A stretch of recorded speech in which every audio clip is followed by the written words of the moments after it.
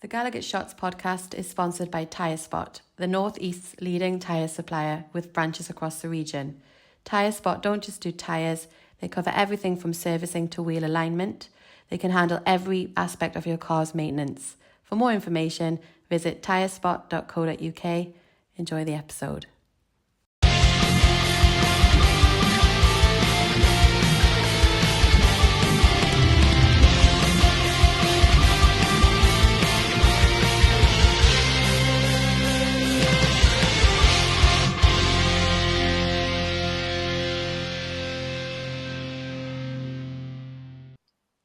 Hi everybody, welcome back to the GallowgateShots YouTube and podcast channel. We are back with another match preview. The games are coming thick and fast. It must be Christmas. I'm Scott. I'm here with Daryl and Nichol. Boys, we're through to another semi-final, but we're going to focus on the Premier League because, like I said, it's time for about 6 games in the space of 2 weeks. So let's get down to business. This one is the Ipswich game. It's on Saturday, the 21st of September. Only 3 days until Christmas after that? 4 days? Well, Christmas Eve. I can't even count. It's a 3 p.m. kickoff at Portman Road. So that means it's not going to be on telly unless there's some crazy rule because it's on before Christmas, but I don't think it's on telly. I couldn't find it on any listings anywhere because it's on a Saturday. But Ipswich aren't doing too well this season. They are 18th in the league on 12 points, 2 wins, 6 draws, and 8 defeats. They've scored 16 goals so far this season and conceded 28. That leaves them on a minus 12 goal difference for those of you who keep track of that sort of stuff. And as always, I've got a few commentator stats to get you going. This is the first league meeting between Ipswich and Newcastle since April 2017 in the Championship, where the Tractor Boys beat us 3-1 at Portman Road under Mr. Mick McCarthy. I was there. Cheeky grin. Daryl was there. I wasn't. I didn't get enough loyalty points when I had my season ticket back then to go down. Thankfully. Newcastle have lost just one of their 8 Premier League meetings with Ipswich. We've won 4 and drawn 3, going down 1-0 at Portman Road in April 2001, and that was the last meeting from there. Newcastle have lost just one of the last 22 Premier League games against promoted sides, 13 wins and 8 defeats. Winning each of the last 4 away games, I'm going to assume it says it didn't say in a row because we lost the last one last season. The last 4 in the row would have been including Monty's one. The last one more consecutive such games between October 2013 and November 2014, which was 7. Obviously, that came to an end. When was that? November 2014. Do you know who that was, Daryl? No. I don't need that. I'm going to write it down. I thought I did, but I don't. Both of Ipswich Premier League wins this season have come away from home, which is, I don't know if that's a good omen or a bad omen for us. Maybe Stockton Newcastle will see us now. We will see. With the Tractor Boys still winless in 8 at Portman Road this season. That's 4 draws and 4 defeats. Only 2 teams have failed to win any of their first 8 home games in a Premier League campaign and managed to avoid relegation. That was Middlesbrough in 2000 to 2001 in their first 8 games, and then Brighton in 2020 to 2021 after their first 10. And finally, having won 3 of their first 4 Premier League games this season with 1 draw, Newcastle have won just the further 3 in their last 12. It's 4 draws and 5 defeats. However, we did earn our biggest win of the season so far against Leicester last time out with a 4-0 win. And I do believe I was only 1 goal off of my prediction, and I'll take that. So there we go. Nichol, mate, Ipswich, although the league table doesn't say so, that I haven't been playing too badly this season. They're scoring lots of goals. I think they have one of the highest XGs in the league. Or they did with the start of the season.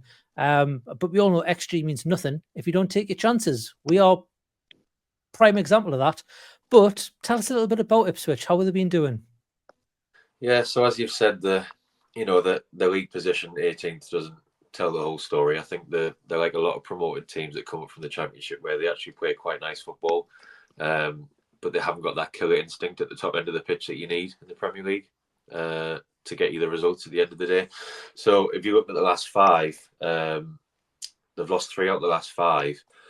They did win out away at Wolves last weekend. They won I think it was a last minute winner, wasn't it? And obviously that sealed Gary O'Neill's fate at Wolves. But yeah, they got a point at home against Man United recently. So I think they do play some nice, attractive football, and they have some quite decent players. I think when we're looking at danger people, I would say Omari Hutchinson on the right wing. I think he's a good player. I would say Liam Delap, but he's suspended for this game against us. I'm not too sure who they're going to play up front, to be honest, because with him suspended, you would think Sammy Smodics would be the next one. But I'm not. Obviously, their manager hasn't done the press conference, but it's saying online that he's ill at the moment, so he might be out of the game on Saturday. So they may be looking at putting Connor Chaplin up front, but he plays in the number 10 role at the minute. And then they've got Jack Clark, who could come in maybe on the wing. Obviously, ex Mackham there. So if anyone's going to score, it's going to be Jack Clark. You know that. Put your house on that. Yeah, they've got a Geordie at full back, haven't they? Leif Davis. Wolves end zone. Yeah, Daryl will know him. Mm-hmm. Not literally, but yeah. Yeah, and I think they've got a decent team, but obviously when you're looking at their 11, I would say it's a championship team still. With a couple of quality players at the top end of the pitch, they might be able to stay up, but I don't think they're going to this season. And they might struggle on Saturday with the amount of suspensions, injuries, and illness that they've got at the moment. But we'll see after the press conference how they line up on Saturday. Yeah, it's going to be a weird one, Daryl. They seem to play. It looks like they play a 4-4-2, which a lot of newly promoted sides do. And they've got that holding midfielder that just kind of slots in, makes it a back five when needs to. But I seen them against, I think it was Man City when they played and they scored. I think they got 1 or 2 early goals. I can't remember exactly how the game went, but they seem to just play a single direct ball to the wing. And it was that, what was it? Who was it? He said it was Omari Hutchinson, wasn't it, that they rely on? Yeah. Just a direct ball to him. And he's almost like a Joe Willock. They just like give the ball to him and run with it. And he's got good feet. He just seems to control the ball, get it up the field, and then he can make something out of nothing. And he did then against City, and he's the one we've got to maybe look out for to, stop him. And they seem to just rely on the wing play to get the ball up the field, which I don't know how we're going to cope with that with the way we like to play. And, we rely on the wings and the wing backs overlapping and that sort of stuff. We might have to be a bit more disciplined in this game. Yeah, I think it's going to be another case of a test of how we can break teams down, because you very much expect that this is the kind of team that will come in and just put in a low block, and they'll just sit there and say, come and break us down. They'll work hard because they're quite an industrious side, even though they have a bit of a lack of Premier League quality, without being too disrespectful to them in that manner. They are industrious, and they will graft, and they will put the work in to protect what they've got. But I think we're going to have to be very cocksure here and make sure we can break them down when they sit in, because they will use that direct approach to try and break us on a counter attack and things like that. And we've seen that we've been quite susceptible when teams do this. And again, it could be a case of we just have to mention the games against Brighton and West Ham. They're easy examples to where we can assert dominance, but we don't really take a chance, or we don't get a clear-cut chance. The last 2 games, and I'll include the cup game last night at time of recording, we seem to have been able to take our chances a bit better. So hopefully that is going to improve. And if this scenario that I've just said does play out on Saturday afternoon, then we will have the quality to break through and take our chances and get a few goals. Yeah, and you'd like to think, Nichol, with Ipswich still yet to win at home this season, although they do tend to play I don't want to say a low block, it's like a low to mid block that I've seen of them. It's almost like they daren't play that at home, because the crowd will not accept that.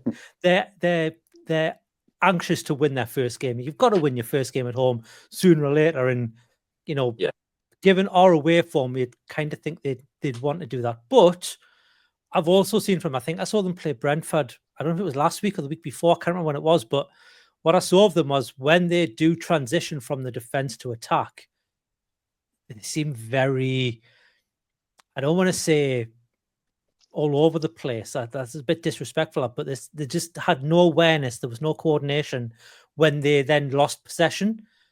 And it seemed to be 3 players running towards the ball. It was almost like, I don't want to say it, this sounds really awful, but it was almost like schoolyard stuff. The defenders just seemed to be drawn towards the ball and leaving gaps that's where I think we could maybe exploit Ipswich on the attack, especially with our press. I think our press is going to be key here. Yeah. So like you said, that I know when Daryl was mentioning about them, maybe sitting in a bit, I'm thinking maybe, as you've said, they won't because they're at home. I think if they were playing Newcastle away, then yes, definitely they would be coming to frustrate. Maybe at home, it's a different story. I think the fans obviously are desperate for them to get the first win, and they'll be thinking, why not a better time just before Christmas? And Newcastle's away form isn't the best, and we can be got at a bit away from home. We've got beat 4-2 off Brentford, and then we absolutely dominated them in the cup at home. We're two different teams at the moment. But I think what you've said about us is, earlier this season, you would say that we're getting in good positions, but then the final decision making is wrong. It's either been we're passing when we should have a shot, or we're shooting when there's an extra pass there. But in the last sort of week or so, you would say that we've got better at that. I'm going to use Bruno's assist for Shaw last night as the first example. That was really good awareness of passing the ball there, where you could maybe a couple of weeks ago he would have smashed that and the keeper saves it. So. But then that kills the game in the cup game. But yeah, I think if we can take our chances and hit them on the break after they've broke on us, so like a counter attack, if you like, then yeah, I think we can definitely win. But we'll see what new version of Newcastle we get. Exactly, and that's the thing, Daryl. Obviously, we've got Joel Linton suspended, and I think maybe he'd probably be out anyway because I think he went off. I think it's probably classed as a head injury. So I think he would have had to have missed the game anyway because of that. Because obviously he got trodden on and elbowed and whatever else, people elbowed and everything. Died, didn't he, last night? Yeah, he's had some staples put in his eyebrow, I think, from what we've seen last night. So I think he probably would have had to miss the game. So it's probably fell at the right time. Yeah, the suspension. So we would have been without him. But then obviously it's probably expected that either Joe Willock or Sean Longstaff or both will come into play at Ipswich. So it really all depends on what formation Eddie Howe goes with. Well, we probably know the formation, but who plays in what positions when it comes to the midfield and on the left-hand side of the field. It's a case of does Gordon go back on the left? Does he fit with Harvey Barnes and play Gordon on the right? We've asked this question pretty much every week, and every week we're wrong because it's always something different from Eddie Howe. But I think with Ipswich playing the way they play, it may just be we'll see the same as is, and we'll just see maybe Sean Longstaff come in. Yeah, I think he'll probably make as few changes as he possibly can, and it will just be a single change. I actually think he might be tempted to try Joe Willock from the start on Saturday, just to impress ourselves on the game early doors, really get at Ipswich and try and kill the game off early. Sean is solid, and he will bring a bit of physicality that we will lack without Joe Linton in midfield. But I think, if Ipswich are there to be exploited, then you need a Joe Willock who can run at them with the ball and be dangerous. It's a no-brainer that the front three stays the same and the back four stays the same, and obviously we're quite limited at the minute with goalkeepers as well, so I think Dubravka keeps his place. And I think in the last week especially, we've seen the development of the relationship between Tonali and Bruno. And there was some nice phases last night. I don't know if you were able to notice it on the TV or if Nichol was able to notice it where he was in the ground, but we noticed in the corner that there were times where there was flexibility and Tonali and Bruno were able to swap. And there were moments in the game where Bruno was playing centrally, Tonali was given the freedom to roam forward. And at one point, what actually happened was that happened, and then they swapped over. And then the next minute, Bruno and Joe Linton had swapped sides. So there was a lot of movement in the midfield, and it was really good to see because that's the kind of flexibility you want in your squad, because it poses different challenges to the players of the opposition who are used to a structure. And it's really important for us to be solid in that game on Saturday. And I think as few changes as possible will give us the best platform for that. Yeah, absolutely. Obviously, the suspensions that were picked up midweek, Nichol, don't apply to the Premier League, similar to Joe Linton's suspension that he picked up didn't apply to the Cup. So was it Sharon Bruno picked up the yellow card, so they'll miss the first leg of the Cup. So that doesn't apply to this back in the Premier League. For anyone watching who was wondering, that's how it works. Because we did get questions, I think, on the reaction to the Leicester game. On that one. It is worth noting as well that Shea and Tonali are both 1 card away from the Premier League yellow card suspension as well. So yellow card watch comes into play again. It's coming in. It's coming in. Do you see maybe to change it right back at all, given Livermento's performance defensively hasn't been that great in the way that Ipswich are renowned for using the wings a little bit in this season? I don't think so. I think like Daryl, he's going to make as few changes as possible. I think definitely Lewis Hall is getting better every week, as everyone's saying, and he was good again in the cup against Brentford. And no, I think he'll stick with Tino. To be honest, I do think we're sort of, with January coming up next month, I think we are seeing the back end of Trippier, at Newcastle. I think he's sort of fading away a bit like Almiron is, even though they both came on in the cup. I think they're just bit part players at the moment. But, with this busy schedule over the Christmas period, we might see them come in at some point just to give the others a rest. But I think, before this week, we were talking about how big of a week this is for Eddie Howe anyway, because the pressure was, was bubbling there online, I would say. This is still a big game for him, because if they go down to Ipswich and get, if they get turned over, there's going to be a big reaction, even though we've done well in the first half of the week. So I think he'll be going with the team that he trusts, and because you would have formerly said that Trippier is the one he trusts at right back, but now it's Tino Livramento, I would say, now based on this season. Obviously we all know what's happened with the captaincy and stuff with Trippier, even though that was a non-stuff when he came on against Leicester. I don't think that was a story. No. So yeah, in short, Tino. Absolutely. I think it was mountains out of molehills, I believe is the phrase. Yes. He's no longer vice captain. He's no longer club captain or whatever it is on the field to call it these days. And he was rightfully saying to Bruno, you've got to give it to Dan Burn because he's on the field and that's who you've got to go and give it to. He wasn't declining anything. Anyways, that's another story for another podcast. It's done and dusted, Daryl. It's done and dusted. It is. It is. Any other changes you see on the field, Daryl? Is there anything else that you think we can get at Ipswich? No, I don't think so. I think it's a pretty set formation and it's a pretty set squad at the minute. And said the first time around that I think he'll make as few changes as he possibly can just to keep the momentum that's there going. There's a forced change, obviously, with Joe Linton, and that's about it for me. I can't decide who's going to play in the midfield, though. It's a toss-up for me. Longstaff or Willock. Because I think there's also Lewis Miley. You mentioned in his last presser that he will feature at some point. This could be a perfect game to bring him in because you've got Villa midweek or when the Boxing Day.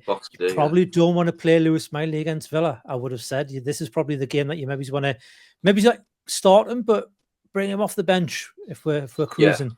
Yeah, I thought he might have came on against Brentford in the cup, actually. I thought he might have got some minutes and given Bruno a bit of rest, but he didn't. 3-0 up, you would expect it, maybe. Yeah, because he put Asula on, he put Almiron on, he put Trippier on. But I think the game where we'll see all of those players, include Miley, is the Bromley game in January in the FA Cup. I think that will be their chance to impress, if you like, or be in the shop window for some. So, yeah. Yeah, we'll see. Well, then.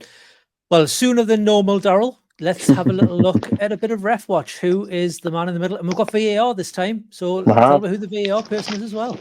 Okay, so man in the middle for this one is Stuart Atwell from Warwickshire. Now, I thought I had gotten away after the Leicester game about saying that it's going to be somebody's first game of the season, but it's his first Newcastle game of the season. He was on VAR in games previously against Man City and Spurs at St James's Park. So this is the first time we'll see him in an away game for a little while. I'm going to come back to that in just a second. But his last NUFC game in total was the 1-0 home win against Arsenal back in November of last year at St James's Park. So I've just mentioned his last Newcastle away game. Do you want to guess when that might have been? It's a good omen. It's a sign of a good omen when I tell you this. Right. Was it last season? Sunderland away. It was last season. No, it wasn't Sunderland away. Okay, that's my guess. Go on. Okay. So was it the Norwich game when we won? No, his last Newcastle United away game was the 8-0 win at Sheffield United There you go. back in September of I 2023. was So on there's a holiday, good so I omen didn't there. see it. That's why I didn't get it right. Newly promoted side, away from home. Get your bets on an 8-0 win on Saturday. There you go. I'm not predicting Spoiler that, by alert the for way. Daryl's prediction. I'm not predicting it, no. His record this season, he's done 9 games so far this season, issuing 37 yellow cards and 2 reds. And VAR for this one will be John Brooks, who we last saw involved with Newcastle United, was in the middle of the field when we played Arsenal back on November the 2nd, when we beat them 1-0. There you go. There you go. Well, there you have Some it. There's the referee. Good omens in that the ref watch for you. So was he the ref for the whole Willock ball across the line, all that? Was he that referee, was he? That would have been Stuart Atwell, yeah. Yeah. Okay.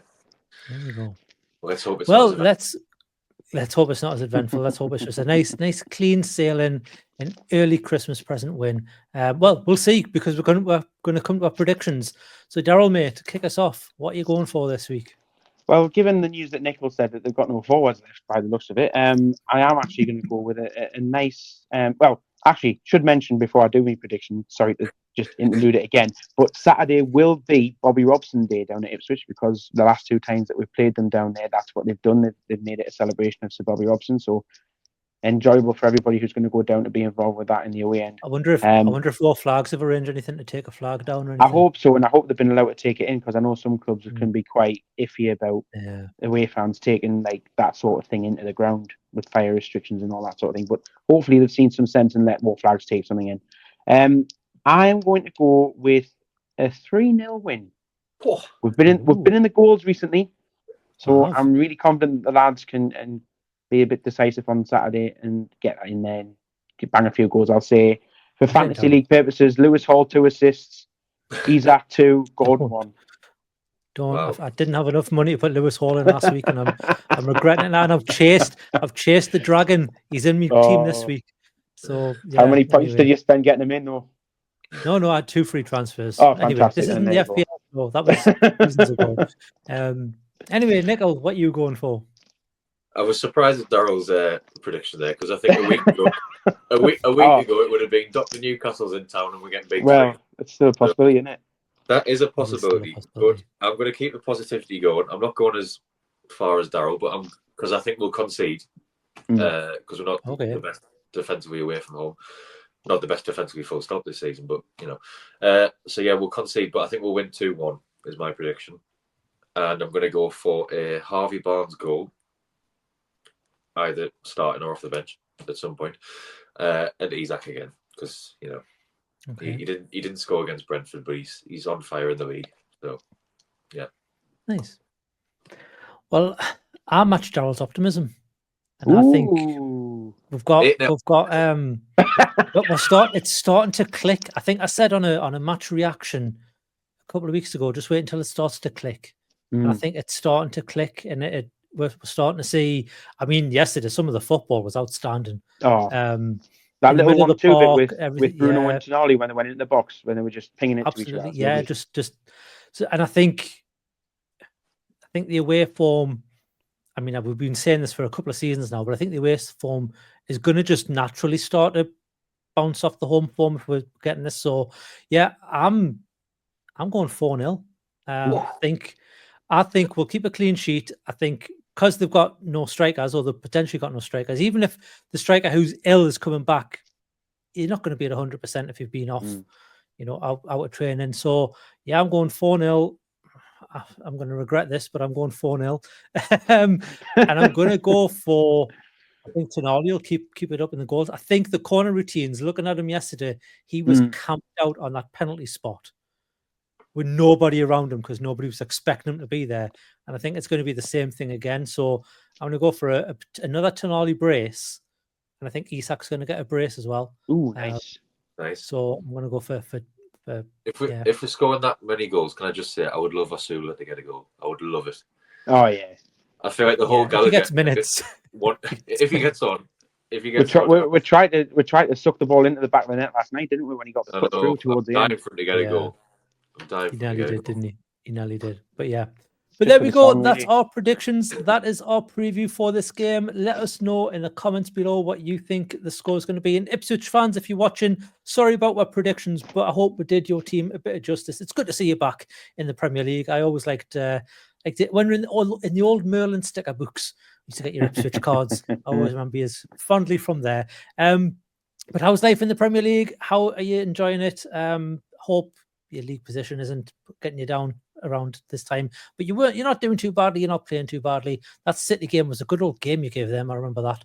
But let me know in the comments below what you think the game's going to go, and let us know what your predictions are going to be as well. While you're down there, if you want to hit the subscribe button, that'll get more of our videos in your YouTube feed. And if you want to be notified when those videos do go live, you can hit the notification bell, and that'll get you a little pop-up on your device of choice when they do go live. If you want to go one step further, we do have a membership program. It's $2.99 a month. That gets you early access and exclusive access to certain videos and podcasts throughout the season. It also gets you access to the Telegram group. Boys, that's it. One more to go until big Santa Claus comes. And I said Santa Moon is there. You can come here.